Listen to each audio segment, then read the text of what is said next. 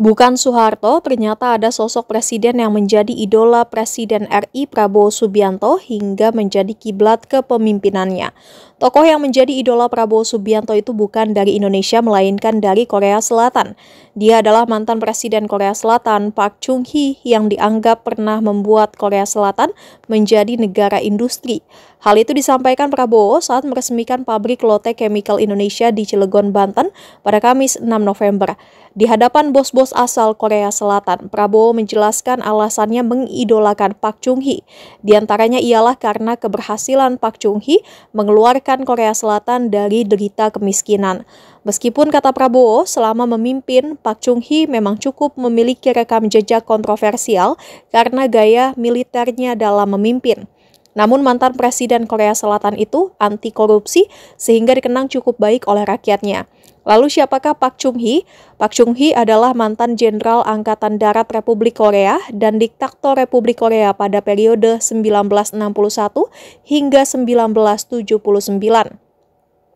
Selama menjadi presiden, Chung-hee memang dituduh melakukan pelanggaran hak asasi manusia pada periode tambahan kepresidenannya.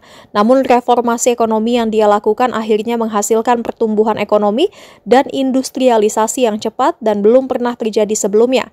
Sebuah fenomena yang kini dikenal sebagai keajaiban di Sungai Han. Hal ini menjadikan Korea Selatan salah satu negara dengan pertumbuhan ekonomi tercepat pada tahun 1960-an dan 1970-an.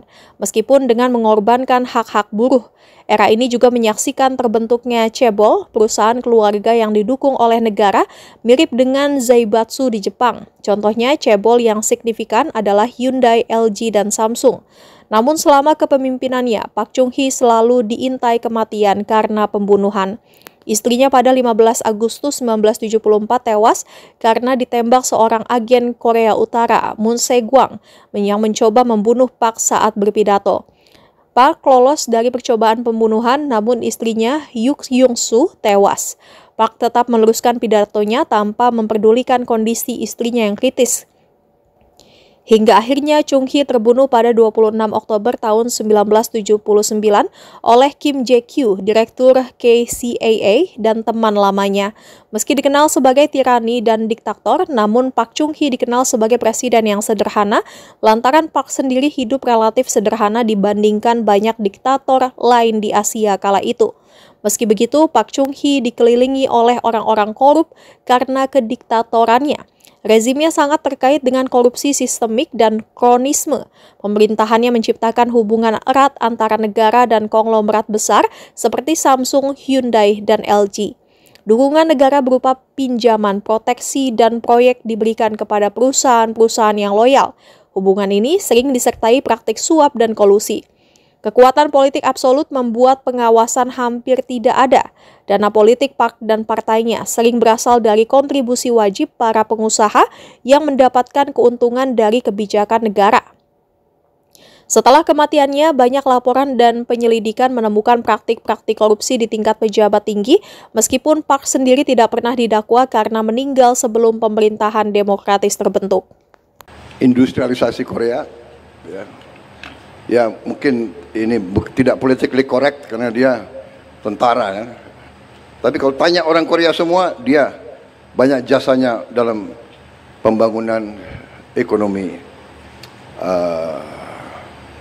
Korea. Dan yang saya kagum sama dia dan semua orang Korea mengakui dia memang orang yang bersih, orang yang tidak korup, orang yang membangun budaya Korea yang baik. Jadi ya itu salah satu contoh saya ingin jadi seperti itu. Walaupun pensiun, tetap saya punya kehormatan, kebanggaan sebagai seorang jenderal. Kalau saya sekarang dipercaya mimpin bangsa, saya ingin mimpin pemerintah yang bersih, pemerintah yang tidak korup. Dan saya terima kasih. Pembantu-pembantu saya ini bekerja dengan baik dan mereka juga ingin meneruskan, ingin memberi contoh kepada generasi penerus pemerintah yang bersih, yang tidak korup, sehingga kita bisa melaksanakan pembangunan besar-besaran.